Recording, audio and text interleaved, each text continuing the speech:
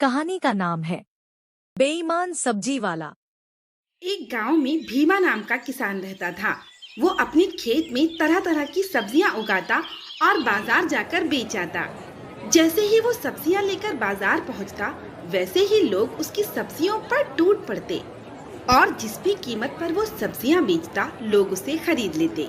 उसी गांव में एक बसंत नाम का भी किसान रहता था। वो भी अपने खेत में सब्जियां उगाता और बाजार में बेचने जाता, लेकिन उसकी सब्जियां कोई भी नहीं खरीदता था। एक दिन बसंत बाजार से साइकिल में अपनी बची सब्जी लेकर घर वापस जा रहा था।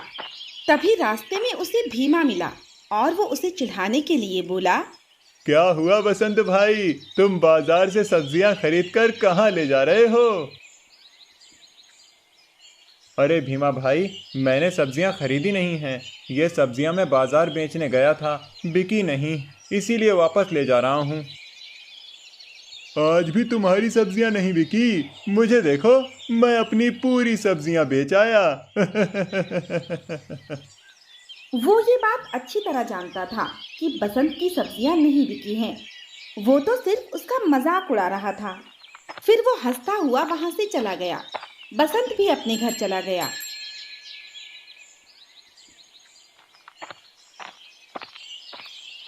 आज भी आपकी सब्जी नहीं बिकी। अब हम क्या खाएंगे? हमारा गुजारा कैसे होगा?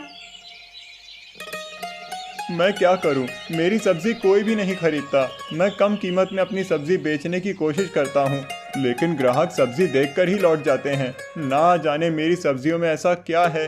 और भीमा को देखो, बाजार पहुंचते ही उसकी सब्जियां बिक जाती हैं। हाँ जी, आप बिल्कुल ठीक कह रहे हैं। वो दिन ब दिन अमीर होता जा रहा है और हम गरीब होते जा रहे हैं। ना जाने उसकी सब्जियों में ऐसा क्या है कि लोग टूट पड़ते हैं। भीमा की सब्जियों का राज अब उससे ही पूछना पड़ेगा। अगले दिन बसंत भीमा के खेत पहुंच जाता है। बसंत और भीमा के खेत अगल बगल में ही थे। उस समय भीमा खेत में खाद छिड़क रहा था। भीमा भाई, तुम भी अपने खेतों में वही सब्जियां उगाते हो जो मैं उगाता हूँ, और हम दोनों के खेत अगल बगल से हैं, लेकिन फिर भी तुम्हारी सब्जियां मेरी सब्जियों से अच्छी कैसे होती हैं? ये राज मैं अब तक नहीं समझ पाया।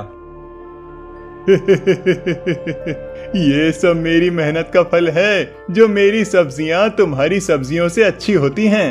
लगता है इसकी सब्जियों का राज इसकी खाद है। भीमा भी बसंत की तरह अपने खेत में खाद डालता है। और अगले दिन मंडी में टमाटर ले लो, टमाटर, लाल लाल मीठे मीठे टमाटर। भिंडी ले लो, भिंडी, लंबी लंबी हरी हरी भिंडी। धनिया ले लो, धनिया, ताजी ताजी हरी हरी धनिया। मुझे 1 किलो टमाटर, 100 ग्राम धनिया और आधा किलो भिंडी दे दो।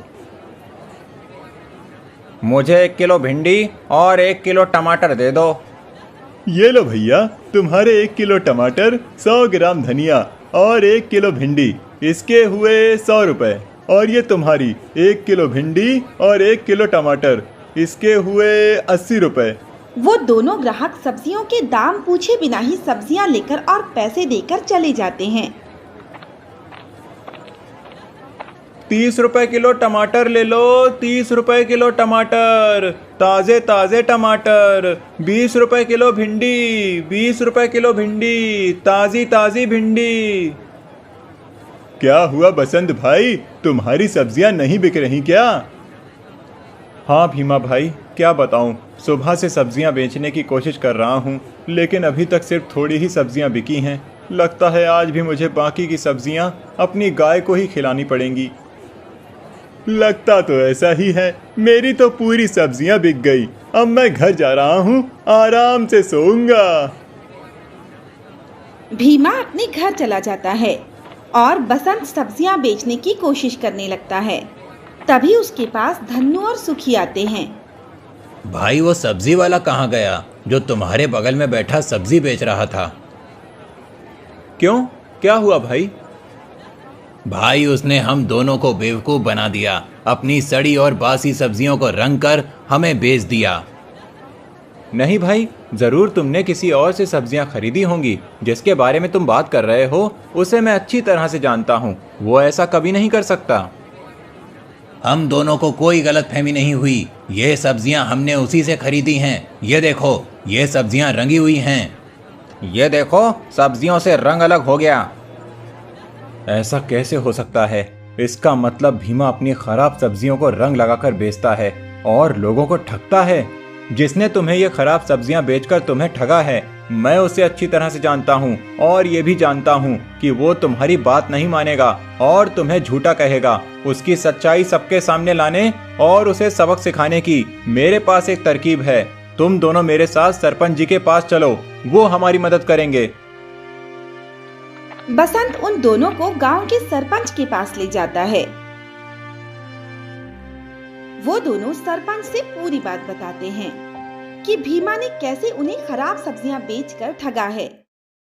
मैं जानता हूँ कि भीमा की सब्जियां बसंत से ज्यादा बिकती हैं, इसीलिए वो उससे चिढ़ता है और उसे बदनाम करने के लिए ऐसा कर रहा है। भीमा कभी भी लोगों को नहीं ठग सकता। सरपंच जी, आप हमारी बात तो सुनिए। मुझे कुछ नहीं सुनना, अब तुम तीनों जाओ यहाँ से। वो तीनों वहाँ से चले जाते हैं।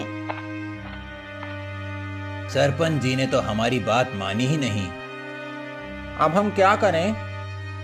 अगर भीमा की सच्चाई सबके सामने ना लाई गई तो वो ऐसे ही लोगों को धोखा देता रहेगा और उन्हें ठगता रहेगा। सबसे पहले हमें ये पता लगाना होगा कि वो सब्जियों को कहाँ और कब रंगता है। ये पता लगाने के लिए कि भीमा कहाँ और कब सब्जियों को रंगता है, बसंत, धन्नू और सुखी उसका पीछा करने का फैसला करते हैं। और फिर वे तीनों रात में भीमा के घर के बाहर पहरा देने लगते हैं। घने अंधेरे में भीमा घर से बाहर निकलता है और अपने खेत की तरफ जाने लगता है। वो तीनों भी उसके पीछे पीछे चल देते हैं और देखते हैं कि भीमा खेत में से सब्जियां तोड़ता है और अच्छी सब्जियां अलग छांट देता है और सड़ी और खराब सब्जियों को अंधेरे का फायदा उठाकर और 2 बाल्टियों में लाल और हरा रंग घोलकर फिर लाल रंग में टमाटर और हरे रंग में भिंडी और धनिया रंग देता है। अब पता चला कि भीमा की सब्जियां मेरी सब्जियों से अच्छी कैसे होती थी। अब इसकी पोल सरपंच जी के सामने खोलता हूँ। अगले दिन मंडी में भाई, मुझे 1 किलो टमाटर, 1 किलो भिंडी और धनिया दे दो। मुझे भी वही सब्जी दे दो जो इस भाई ने ली है। ये लो भाई। धन्नू और सुखी को भीमा से सब्जी खरीदते हुए सरपंच जी देख रहे थे। अगली रात जब भीमा फिर से खराब सब्जियां रंग रहा था, तब उसे वैसा करते सरपंच जी पकड़ लेते हैं। सरपंच जी के साथ बसंत, धन्नू और सुखी भी थे। अरे सरपंच जी, आप यहाँ क्या कर रहे हैं? मैं तुम्हें रंगे हाथों पकड़ने आया हूँ। पहले जब मुझे इन तीनों ने तुम्हारी करतूत के बारे में बताया तब मुझे इनकी बातों पर भरोसा नहीं हुआ था, लेकिन जब कल मैंने अपनी आंखों से तुम्हें सब्जी बेचते हुए देखा और उन्हें धोया तो मुझे पता चला कि तुम खराब सब्जियों को रंग कर बेचते हो। अब मैं जान गया हूँ कि तुम धोखेबाज हो। ना सिर्फ तुमने धन्नू और सुखी को धोखा दिया है, बल्कि बसंत को भी ठगा है और उन लोगों को भी जो तुमसे सब्जियां खरीदते थे। आज के बाद से तुम इस गांव की मंडी में कभी भी सब्जी नहीं बेचोगे। लोगों को धोखा देने की सजा धोखेबाज भीमा को मिल गई थी। उस दिन के बाद उसने गांव की मंडी में सब्जी नहीं बेची और इस वजह से लोग बसंत से सब्जियां खरीदने लगे और वो और उसका परिवार खुशी खुशी रहने लगे। अगर आपको यह कहानी पसंद आई हो तो इस वीडियो को लाइक करके शेयर करना न भूलें।